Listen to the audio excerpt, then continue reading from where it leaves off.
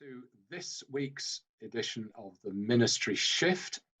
We are delighted to welcome you and I guess a sort of veteran panel. I'll ask them to introduce themselves in a moment. But before that, just an indication of what we're going to be thinking about this afternoon. Many people have been undertaking online services of one kind or another and have noticed that their congregation has increased significantly. And we've also heard statistics saying that 1 in 4 adults in this country have looked or accessed some kind of online worship during the lockdown period.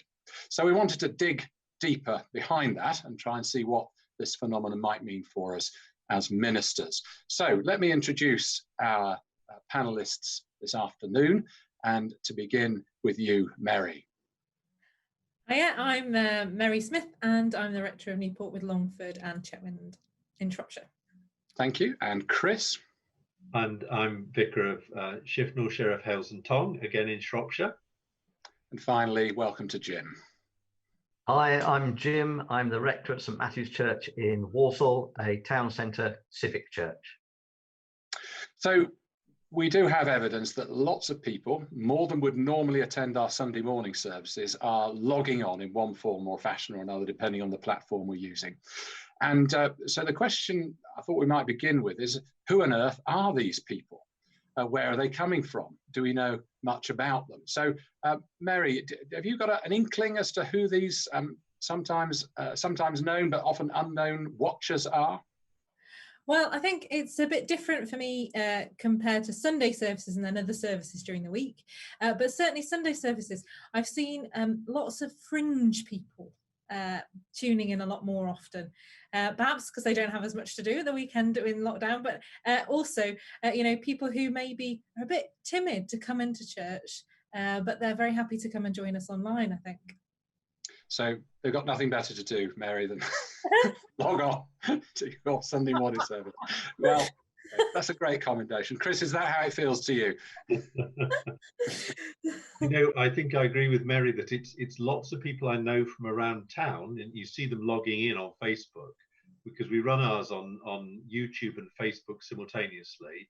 So you can actually see people coming in, and we try and get them to make comments. But as to why they're joining in, I think that's a whole host of reasons. But the other thing I think we're seeing is lots and lots of people from other churches joining in, perhaps churches that are not live streaming. And then I'm getting all of Rabbit's friends and relations. Nearly all of my friends and relations are tuning in from all over the place. So we're a bit more suspicious of the high figures now. And we're trying to drill down into them a bit and be a bit more discerning and try to actually identify who people are. So how have you done that, Chris? Because I guess some of them are anonymous or unknown to you. I mean, are you actually making direct approaches and asking them who they are? Yeah, we're trying to put things into the service to encourage people to make comments and to contact us. So we're following up on messages because we record it on the Saturday. So on the Sunday, what I'm actually doing is sitting watching it on YouTube and commenting on Facebook. So when people make a comment or make a sort of an engagement of some kind, I comment to them and try and engage them in a conversation. And the other thing I'm doing is just everywhere that I go, I'm asking people, are you seeing the services and what do you think of them? And that's quite interesting. I'm getting some good just conversation about it. And sometimes people will say, I'm watching your services, and I don't know who they are, but I then try and find out who they are. And very often it is a baptism contact or a funeral contact or just a fringe. I'm sure that it's the wider fringe that's most engaged. So Jim, are you able to kind of do a bit of research on who it is that's watching St Matthew's? Yes, I mean, in many respects, a bit like Chris, I'm aware of those people who are talking to me as I walk around the parish and saying, oh, I saw you at church on Sunday. And I don't actually know who they are. I've never met them before, perhaps. People who are on fringe or have got connections through a funeral and things like that. We're also finding shift workers are tuning in because they can come to the church anytime they like now. It doesn't have to be on a Sunday at a particular time. And some people who are coming through having watched some of our other videos that aren't church service videos as such, but they're connecting that way. And what we're finding is again, during the service, we have a chance for them to connect online through the chat, but we also advertise our online Connect card, which is similar to a card that we have in church. And people who are interested can pick one up and take it away and fill it in if they want. They can do it online whilst they're actually watching the service if they want as well, and connect with us however they want to. So again, a good use of technology as a way of kind of understanding who it is who's watching these things. Mary, there's a hint there from, I think it was Jim, who said that shift workers are able to access these services. And do you think there are other groups of people who maybe been a bit disenfranchised by our reliance on Sunday morning? I certainly think there are. And one of the people who's coming regularly, nearly every day to midday prayer, that I've had several conversations with now, started over Facebook chat, and now we have met in person a couple of times. He's a guy who across his life has been in and out of church, but also had various different issues, and now doesn't feel quite confident enough to walk into church, but he's able to come to daily prayer, and he finds such an uplift by being able to join us. And I think that there are quite a lot of people who either are housebound and so can't come out, or feel stuck at home because of agoraphobia or other issues like that, that do want to be part of a faith community. And if they can online, I suppose that's the start. Thanks. And Jim, what do you think they're after? We're trying to gauge who they are, but what do you think these people who perhaps would not have identified themselves as churchgoers in any traditional sense, but have somehow, this has caught their imagination and seems to be meeting a need? But what is that need? What are they looking for? I think first and foremost, for those who are kind of on the fringe or even further out, it's very easy for them to be anonymous, and so they can try without actually commitment, which is helpful for them. It's much easier to walk onto a church online service than into a church building. But I think there's others as well. I think there are those who are actually looking for hope in times of difficulty, and they hear about a church service online and they go online and watch it. And I think that's helping as well. And then we found that some people have had videos passed on to them, as it were, through email, saying, oh, this would be a particularly good one for you to watch in your situation or to help you. And we found we've made a few connections that way as well. Chris, do you get a sense of a deep spiritual hunger or some perhaps less exalted curiosity? Why do you think people are tuning in?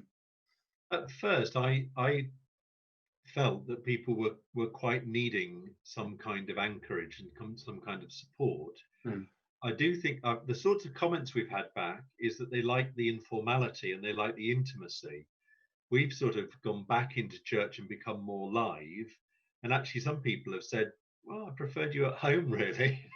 So, I think it's quite different. But we've had some really good response when it's been simple and to the heart of stuff. We did St. Barnabas Day last Sunday and just did it on encouragement, a really simple message. And we got far more response from that than from some of the really much more complex services we've done. And so I do think there is a spiritual hunger, but I think people are enjoying the fact that it's in their own homes, actually. And so do we feel somewhat anxious about that, that this somehow isn't real church if people are just sitting at home in their PJs, having got up good and late and had a leisurely breakfast? I mean, do we feel that's not the real thing, or is this a staging post towards the real thing? It's kind of like the discussions we often have around fresh expressions of church, isn't it? Is this the real thing, or is it only a staging post towards 10 o'clock Eucharist on a Sunday morning? What do you think about that, Mary? Does it feel, as it feels to you? It feels as if it is a staging post, because I don't think that you can be a full member of church watching what people are doing. You need to be involved in a community to be the people of God. You know, you need to be part of the people and not just one person that spectates.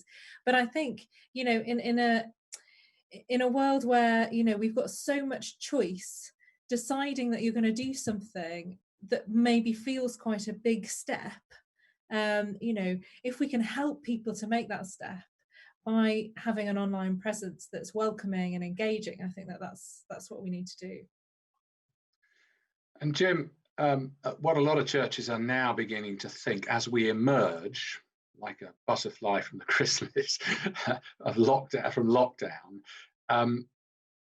there's kind of a discussion around this dual economy, and can we sustain it, and can we provide for both the real, inverted commas, present service on a Sunday morning with actual people in a building and the digital offering? I mean, what's your kind of thinking about that at the moment? I think the answer to that is we have to do something to maintain our online presence. It's providing a place of access, a place to connect with people. How we do that going forward is very tricky to work out best, and it may mean letting go of some of the other things that we hold as important, but actually they're not that important sometimes. In fact, funny enough, I've actually got a meeting tonight with a team planning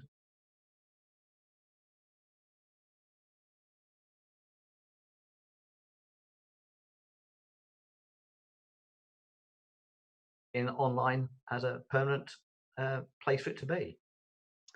And Chris, you said really interesting, you know, people like the informality and they like the intimacy of it. So is this going to change what you do in traditional Sunday morning slots, do you think?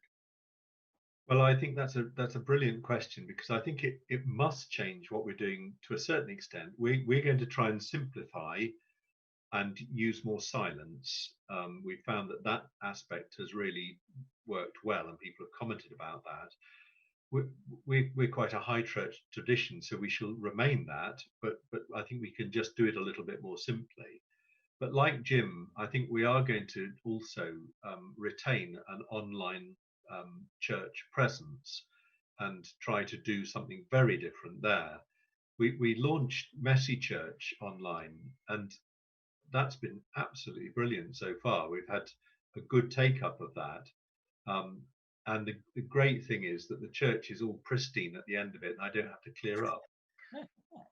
Yeah, the ideal kind of messy church where there's no actual mess. Brilliant, right. Mary, how do you feel it's going to go forward in your context? I think we'll probably do the live streaming. I think we don't probably have enough techie savvy people to try and do too much other than live streaming.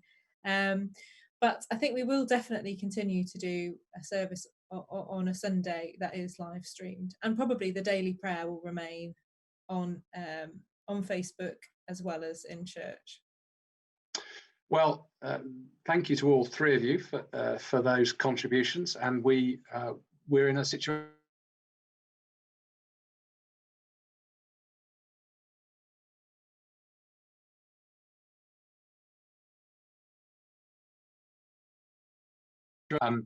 Please do, if those of you are watching, if you're happy to share this with others, we'd be grateful. Twitter, Facebook, other platforms are available. And just to say that at 4:30 on Thursday, there's a ministry shift extra where we're going to have a second go at the implications for ministry and Black Lives Matter. So we'll see you then, if not next Monday at 4:30. Goodbye.